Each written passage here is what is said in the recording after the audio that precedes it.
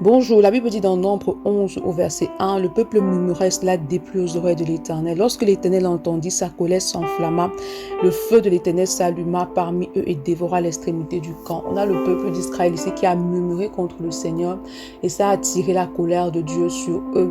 Le Seigneur, s'il y a une chose dont le Seigneur a horreur, c'est les murmures. Pourquoi? Parce que lorsque tu murmures, tu es en train de remettre en question la toute-puissance de Dieu alors qu'il s'appelle El Shaddai, le Dieu tout-puissant.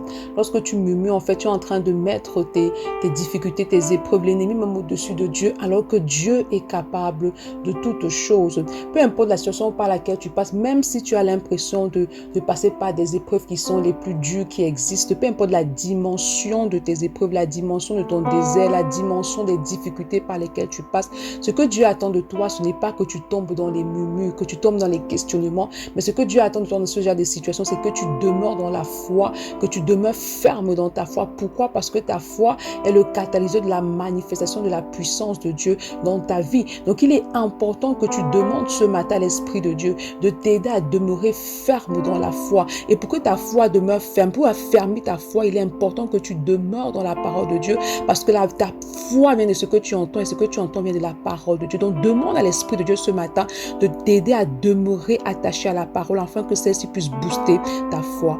Bonne journée. Shalom.